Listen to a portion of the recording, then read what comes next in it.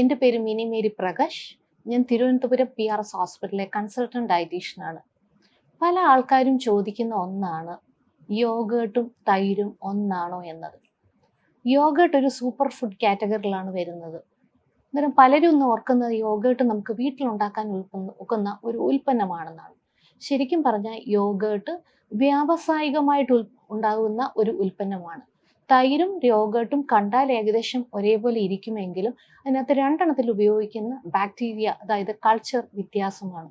യോഗേർട്ടിനകത്ത് സാധാരണ എന്താണെന്ന് പറഞ്ഞാൽ അതിനകത്ത് ഉപയോഗിക്കുന്ന കൾച്ചർ അല്ലെങ്കിൽ അതിനകത്ത് ഉപയോഗിക്കുന്ന bacteria lactobacillus bulgaricus and streptococcus thermophilus എന്നീ രണ്ട് തരത്തിലുള്ള ബാക്ടീരിയകളാണ് യോഗേർട്ട് ഉണ്ടാക്കാനായിട്ട് ഉപയോഗിക്കുന്ന വ്യാവസായികമായിട്ടാണ് ഉണ്ടാക്കുന്നത്.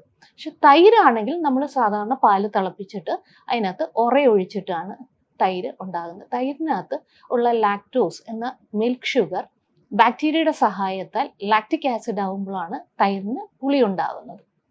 ഇത് രണ്ടും, തൈരായാലും യോഗേർട്ട് ആണെങ്കിലും രണ്ടും ആരോഗ്യത്തിന് നല്ലതാണ്. പ്രത്യേകിച്ച് വിദേശ രാജ്യങ്ങളിലൊക്കെ നോക്കിയാൽ അവർ തൈരെന്ന് പറയുന്നില്ല, യോഗേർട്ടാണ് അവരുടെ ഭക്ഷണത്തിൻ്റെ ഒരു മുഖ്യ ഭാഗമാണ് യോഗേർട്ട്. ഇന്ന് നമ്മുടെ കേരളത്തിലും പല ആൾക്കാരും യോഗേർട്ട് ഉപയോഗിക്കുന്നുണ്ട്. യോഗേർട്ട് വളരെയധികം ആരോഗ്യകരമാണ്. അതൊരു പ്രോബയോട്ടിക് എന്ന് വേണമെങ്കിൽ യോഗേർട്ടിനെ നമുക്ക് വിശേഷിപ്പിക്കാം. തൈരും ഒരു പ്രോബയോട്ടിക് ആണ്. പ്രോബയോട്ടിക് ബാക്ടീരിയകളാണ് നമ്മുടെ ഹാപ്പി ഹോർമോൺ ആയിട്ടുള്ള സെറോട്ടോണിൻ ഉൽപ്പാദിപ്പിക്കുന്നത്. സെറോട്ടോണിന് കുടലിന്റെ ആരോഗ്യത്തിന് ഈ പ്രോബയോട്ടിക് നല്ലതാണ്. സെറോട്ടോണിന്റെ ലെവല് ഈ പ്രോബയോട്ടിക് സെറോട്ടോണിൻ ഉണ്ടാകുമ്പോൾ നമുക്ക് സന്തോഷം ഉണ്ടാകുന്നു. പ്രത്യേകിച്ച് മാനസിക ആരോഗ്യത്തിന് പ്രോബയോട്ടിക്, പ്രത്യേകിച്ച് പുളിപ്പിച്ച ഭക്ഷണങ്ങൾ, പ്രത്യേകിച്ച് ഫെർമെന്റ് ചെയ്തായിട്ടുള്ള ഭക്ഷണങ്ങൾ വളരെയധികം നല്ലതാണ്. നിങ്ങൾ ഓർക്കാം, എന്താണ് ഈ പ്രോബയോട്ടിക്, എന്താണ് ഈ പ്രീബയോട്ടിക്. പ്രീബയോട്ടിക് എന്ന് പറഞ്ഞാൽ ഈ പ്രോബയോട്ടിക്കിന്റെ ഭക്ഷണമാണ്. പ്രത്യേകിച്ച് നമ്മളിപ്പം തണ്ണിമത്തൻ, പഴങ്ങൾ, ഓട്സ്, ഇതെല്ലാം പ്രീബയോട്ടിക് ആണ്. പ്രോബയോട്ടിക്കിന് വളരുവാനായിട്ട് പ്രീബയോട്ടിക് വളരെയധികം അത്യാവശ്യമാണ്. പ്രത്യേകിച്ച് നമ്മുടെ എല്ലാം വയറിനകത്ത് പ്രീബയോട്ടിക്കും, നമ്മുടെ പ്രത്യേകിച്ച് വയറല്ല കുടലിനകത്ത് പ്രീബയോട്ടിക്കും പ്രോബയോട്ടിക്കും എല്ലാം ഉണ്ട്. സാധാരണ ഈ തൈരും യോഗേർട്ടും ഒക്കെ കഴിക്കുമ്പോൾ ഈ പ്രോബയോട്ടിക്, അതായത് ഹെൽത്തി ബാക്ടീരിയകളുടെ അളവ് ഭയങ്കരമായിട്ട് കൂടുമ്പം അവ പ്രത്യേകിച്ച് ഭക്ഷണം പെട്ടെന്ന് ദഹിക്കും.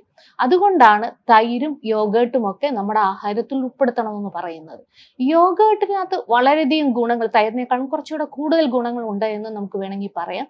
പ്രത്യേകിച്ച് ഹൃദയാരോഗ്യത്തിന് നല്ലതാണ്, സ്കിന്നിന്റെ ആരോഗ്യത്തിന് നല്ലതാണ്, അതുപോലെ തന്നെ രോഗപ്രതിരോധ ശക്തി വർദ്ധിപ്പിക്കാൻ നല്ലതാണ്, എല്ലിന്റെ ആരോഗ്യത്തിന് നല്ലതാണ്. പക്ഷെ ഇന്ന് നമ്മുടെ പല കടകളിൽ നോക്കിക്കഴിഞ്ഞാൽ കിട്ടുന്നത് ഫ്ലേവേർഡ് യോഗേർട്ടാണ്.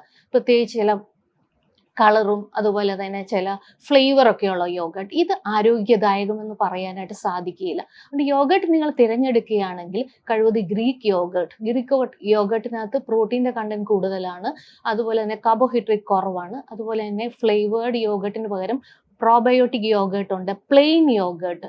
ഇതൊക്കെ നിങ്ങളുടെ ആഹാരത്തിൽ ഉൾപ്പെടുത്താൻ നോക്കുക. യോഗേർട്ട് ഒരു സ്നാക്കായിട്ടും കഴിക്കുന്നത് നല്ലതാണ്. പ്രത്യേകിച്ച് അതോടൊപ്പം കുറച്ച് പഴങ്ങളൊക്കെ ചേർത്ത് ഇടനേരങ്ങളിൽ ആഹാരത്തിൽ ഉൾപ്പെടുത്തി കഴിഞ്ഞാൽ നമുക്ക് തൂക്കം കുറയ്ക്കാനായിട്ടും സഹായിക്കും.